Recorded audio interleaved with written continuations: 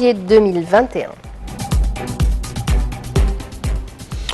On commence par l'Égypte où le Premier ministre Moustapha Madbouli a tenu une réunion avec la ministre de la Planification et du Développement local, Hala Saïd, pour examiner les indices de développement durable réalisés au cours de l'année courante.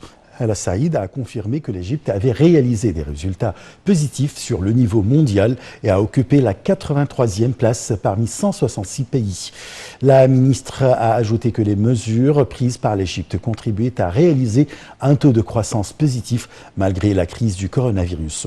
Le Premier ministre a aussi examiné avec la ministre le système de changement de lieu. Madbouli a enjoint de mettre en œuvre des directives du président de la République, de profiter du système de changement de lieu dans la zone militaire, de créer une unité dans chaque gouvernorat et la lier complètement avec le système dans la zone militaire, et ce, dans le but d'éliminer le phénomène des bidonvilles.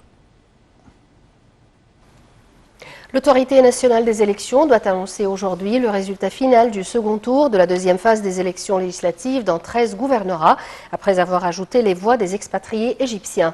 Les électeurs étaient appelés à choisir 100 députés parmi 198 candidats. Rappelons que le processus électoral s'est déroulé au milieu de mesures autant sécuritaires que préventives intenses et sous une surveillance judiciaire totale. Hausse collective des indices de la Bourse du Caire à la clôture de la séance d'aujourd'hui, soutenue par des opérations d'achat des institutions arabes et des individus égyptiens et arabes. Le capital des entreprises cotées en bourse a gagné 3 milliards de livres égyptiennes pour atteindre 655 milliards de livres. L'indice principal EGX30 a gagné 0,4%, atteignant 11 048 points.